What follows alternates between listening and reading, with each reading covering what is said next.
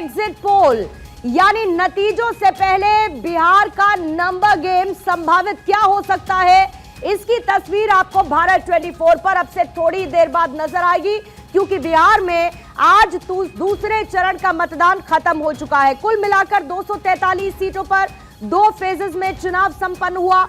पहले फेज में 121 सीटें जहां पर 65% वोटिंग हुई और सेकंड फेज में 122 सीटें 20 जिलों की, जहां पर वोटिंग परसेंटेज रिकॉर्ड तोड़ नजर आया है। तो सबसे पहले आपको बिहार में दूसरे चरण की वोटिंग खत्म होने के साथ ही वोटिंग परसेंटेज क्या है उसकी जानकारी देते हुए, दूसरे चरण की वोटिंग हो चुकी है इस वक्त खत्म और ये दूसरे चरण की वोटिंग में एक जबरदस्त उत्साह देखने को मिला है। दूसरे चरण की 122 सीटों पर वोटिंग हो रही थी और 20 जिलों की 122 सीटें थी जिस पर खत्म हो चुकी है वोटिंग। अब 14 नवंबर का इंतजार है। 14 नवंबर को बिहार की सियासत की कुर्सी पर कौन काबिज होगा, यानी एनडीए वर्सेस महागठबंधन का मुकाबला, और क्या कोई त्रिकोणीय मुकाबला संभावित, क्या छोटे दल गेम चेंजर साबित होंगे, इसकी तस्वीर 14 नवंबर को साफ हो जाएगी। लेकिन सुपर एग्जिट पोल आपके सामने होने से पहले दूसरे चरण में रिकॉर्ड तोड़ वोटिंग की तस्वीर देखने को मिल रही है और वोटिंग के अभी तक के सारे रिकॉर्ड टूट चुके हैं। 5 बजे तक 67.14% वोटिंग अभी तक हो चुकी है और सबसे ज्यादा किशनगंज में 76.26% मतदान हुआ है। हालांकि सबसे कम नवादा में 57.11% वोटिंग हुई है। इसके अलावा बाकी जगहों पर भी वोटिंग परसेंटेज 5 बजे तक का सामने आ चुका है। जो फाइनल नंबर्स है 5 बजे तक की वोटिंग के बाद, यानी 6 बजे के बाद के आंकड़े, अब से थोड़ी देर बाद एवरेज सामने आएगा कि कितना परसेंटेज वोटिंग। लेकिन पहले चरण में करीब 65% और दूसरे चरण में अभी से रिकॉर्ड तोड़ मतदान 67% से ज्यादा वोटिंग अभी तक 5 बजे तक की सामने आ चुकी है।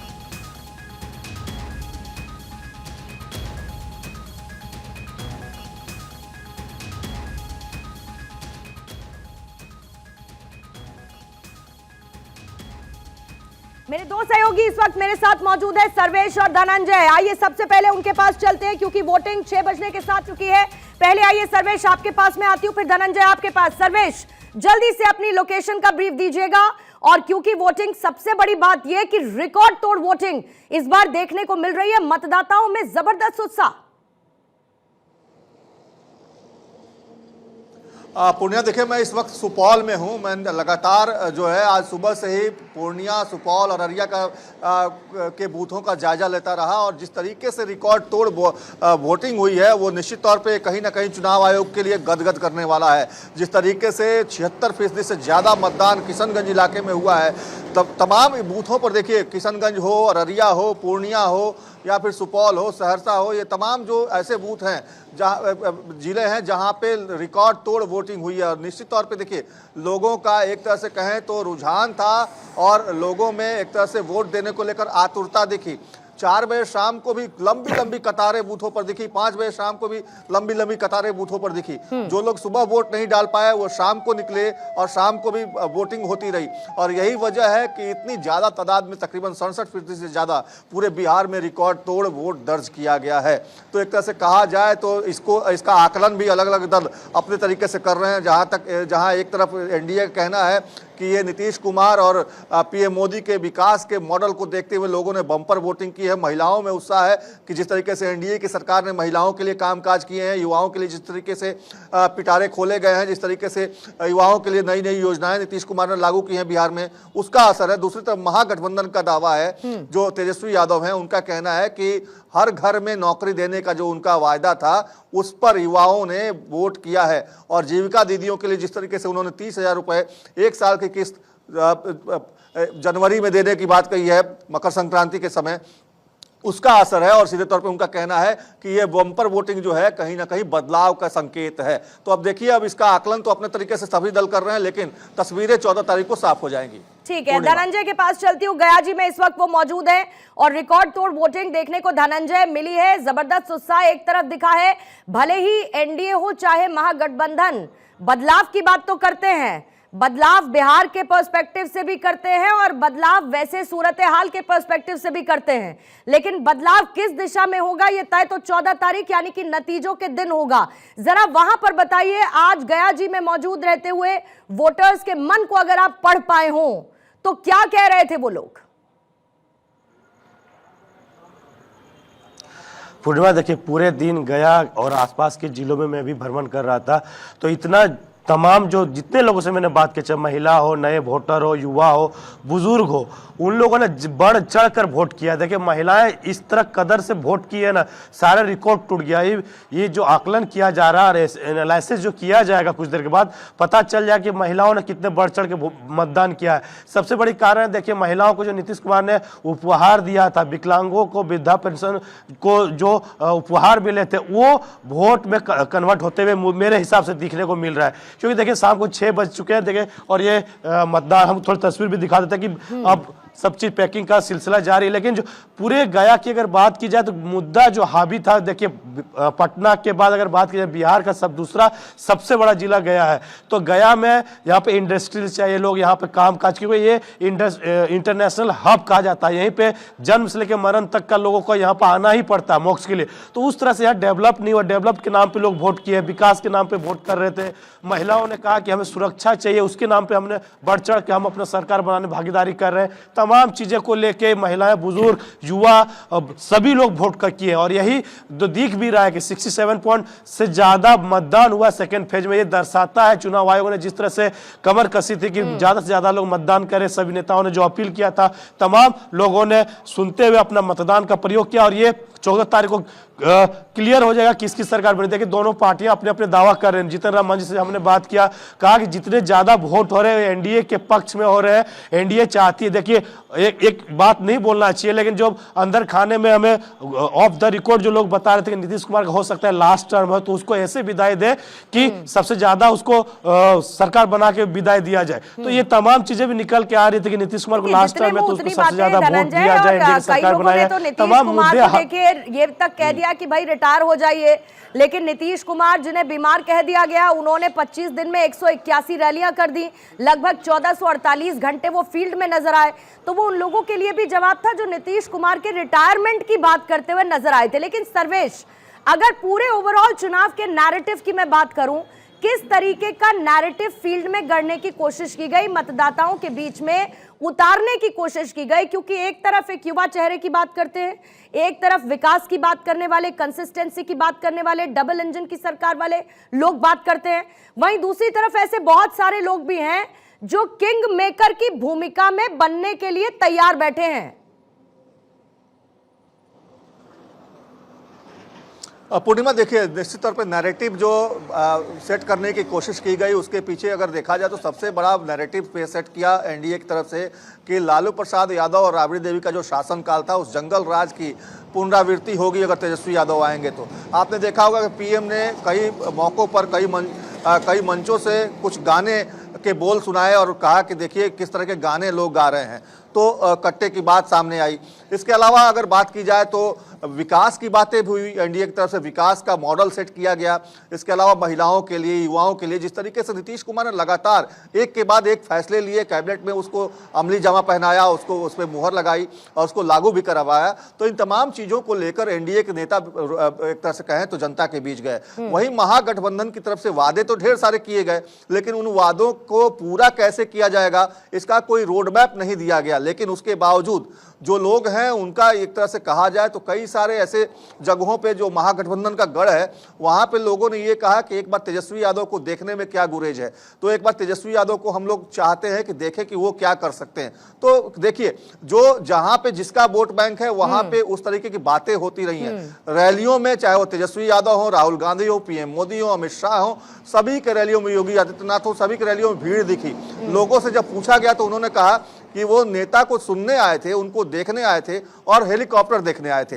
तो ये बात बिहार के हर जगह से ये सुनने को मिली, क्योंकि बिहार का मतदाता बहुत जागरूक है और जिस तरीके से 2 चरण में चुनाव है हुए हैं और 2 चरण में चुनाव बिल्कुल छठ के बाद हुआ, तो कई सारे ऐसे लोग हैं कि पिछले 2 चुनावों में बहुत सारे आंकड़े देखे, एग्जिट पोल के भी सामने रखे गए थे, लेकिन साइलेंट वोटर्स ने क्या कमाल करके दिखाया था। और इसीलिए एक अनुमानित जब नंबर्स हम देते हैं तो उस वक्त जो साइलेंट वोटर्स करके दिखाते हैं, और यही वो साइलेंट वोटर्स हैं जो शायद नेता को देखने या हेलीकॉप्टर देखने के लिए पहुंचते हैं, मन जहां पर करता है बटन वहीं ईवीएम पे दबाते हैं।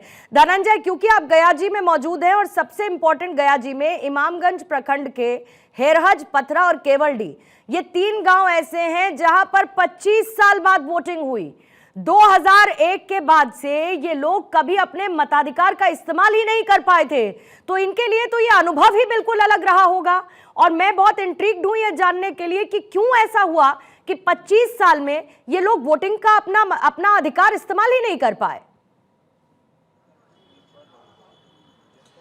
देखिए पूर्णिमा, ये लोग काफ़ी नाराज थे सरकार से। दोनों सरकारों को इन्होंने देखा था, सरकार वादे करके जाती थी, वादे पूरे नहीं करते थे। जो स्थानीय मुद्दे थे उन मुद्दों को पूरा नहीं होता था, इसलिए मतदाता नाराज थे और वोट नहीं करते थे। लेकिन इस बार चुनाव आयोग ने वहाँ के लोगों को मनाया और कहा कि अपना मताधिकार का प्रयोग करिए, सरकार को चुनिए, जो सरकार चुनेंगे आपको वही हित के लिए काम करेंगे, अपनी सरकार से चुनने की भागीदारी करिए। तो तमाम मुद्दे वहाँ पे हावी थे जो सरकार अनदेखी करती थी, वहाँ के स्थानीय लोगों को, वहाँ के विधायक लोगों को अनदेखी करते थे, जिसी कारण से लोग नाराज थे। यही कारण से वहां वोट नहीं पड़ रहे थे।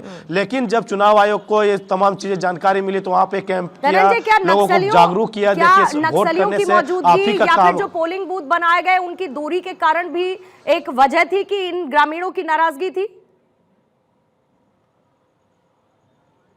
जी हाँ, बिल्कुल। देखिए गया जिला जो है और आसपास में जो इलाके हैं नक्सली प्रभावित थे, तो वहाँ पे उसके डर से लोग घर से भी नहीं निकलते थे।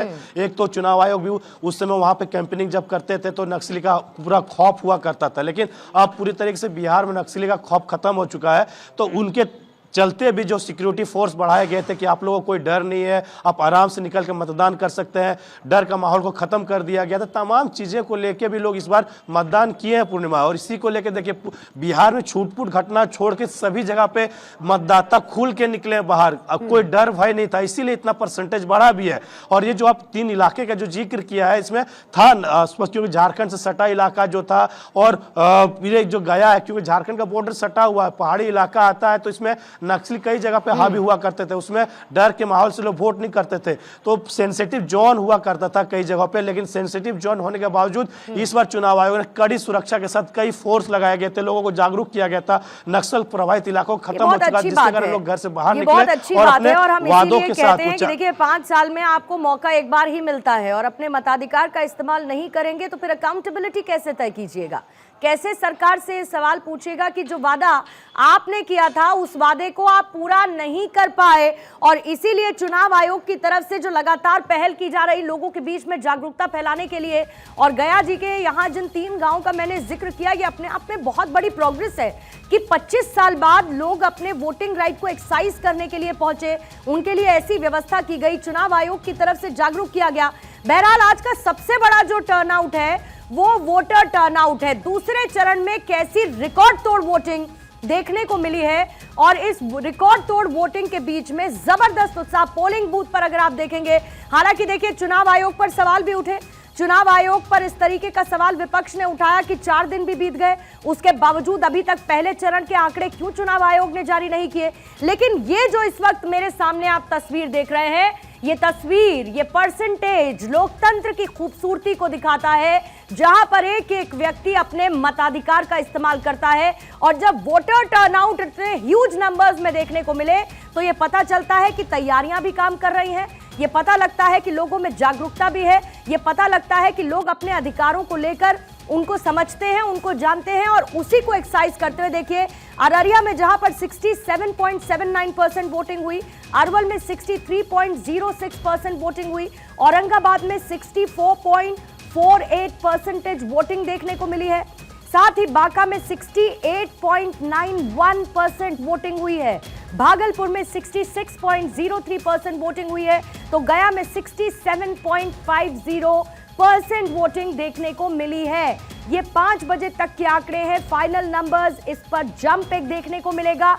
जहानाबाद में 64.36, 67.85 जमुई में, कैमूर में 67.22% वोटिंग देखने को मिली है। और जो पहला चरण था उसमें एवरेज 65% के क्लोज हमने देखा था, तो एवरेज निकलकर दोनों ही फेजेस का एक बड़ा देखने को मिलने वाला है। कटिहार में देखिए 75.23%, किशनगंज में 76.26, मधुबनी में 61.79% वोटिंग देखने को मिली है। नवादा में 57.11, पश्चिमी चंपारण में 69.02, पूर्णिया में 73.79% वोटिंग परसेंटेज 5 बजे तक का सामने आया है। जो पूर्वी चंपारण का इलाका है 69.31, रोहतास में 60.69, शिवहर में 67.31% 5 बजे तक की वोटिंग का ये आंकड़ा है। अलग अलग जिले तस्वीर को बयां कर रहे हैं कि लोग अपने अधिकारों को लेकर जागरूक हैं। सीतामढ़ी में 65.29% और सुपौल में 70.69% वोटिंग 5 बजे तक की ये तस्वीर आपके सामने है। और ऐसे में 6 बजे तक का जो आंकड़ा देखने को मिलेगा वो एक ह्यूज वोटर टर्नआउट के तौर पर सबके सामने होगा। चुनावों में बड़े नैरेटिव को सेट करने की कोशिश की गई। सवाल ये पूछा जा रहा है कि क्या ये चुनाव नीतीश कुमार की विरासत का फैसला करने वाला है। सवाल ये पूछा जा रहा है कि क्या ये तेजस्वी यादव बनाम सिस्टम की लड़ाई उभर कर देखने को मिलेगा। क्या जनता स्थिरता वर्सेस बदलाव को लेकर वोट करने के मूड से, यानी स्टेबिलिटी वर्सेस चेंज के मूड के साथ पोलिंग बूथ पर पहुंची, अपने मताधिकार का इस्तेमाल किया, या फिर जाति से उठकर विकास, बेरोजगारी, महंगाई जनता के बीच में बड़े मुद्दे रहे हैं।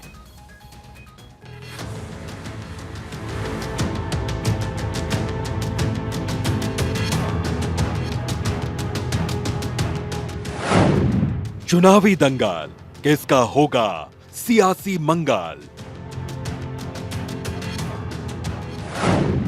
बिहार का रण किसे मिलेगा सत्ता का सिंहासन।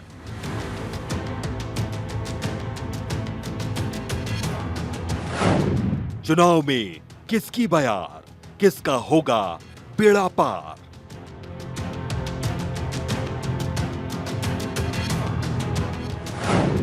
खत्म हुआ मतदान, अब काउंटिंग का इंतजार।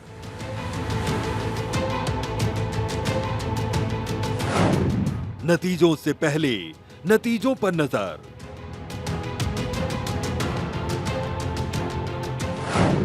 एक एक सीट की सबसे विश्वसनीय कवरेज।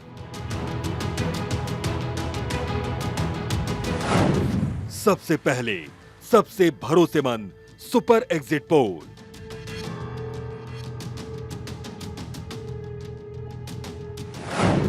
भारत 24 पर देखिए 14 नवंबर के नतीजे।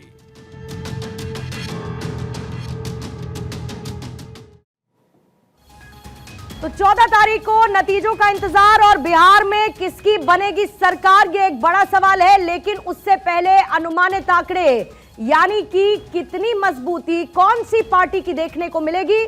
अब से थोड़ी ही देर में बिहार चुनाव का सुपर एग्जिट पोल रहेगा आपके सामने। ये सुपर एग्जिट पोल भारत 24 पर आप देखेंगे, जिसमें जनता का मूड कुछ हद तक आपको रिफ्लेक्ट होगा। और थोड़ी ही देर में ये आंकड़े आपके सामने भारत 24 रखने वाला है, जहां थोड़ी देर में बिहार चुनाव का सुपर एग्जिट पोल दिखेगा। एग्जिट पोल के दौरान माइग्रेंट वर्कर्स से लेके जाति आधारित वोटिंग पैटर्न क्या होता है, साइलेंट वोटर्स, महिला वोटर्स किस तरीके से निकलकर सामने आए, ये सब कुछ कैलकुलेटेड सुपर एग्जिट पोल आपके सामने थोड़ी ही देर में बिहार चुनाव का आंकड़ों के साथ हम रखेंगे। इंतजार करते रहिए, नतीजे 14 तारीख को आएंगे, लेकिन उससे पहले जनता का मूड इन आंकड़ों से काफी हद तक साफ होता हुआ नजर आएगा।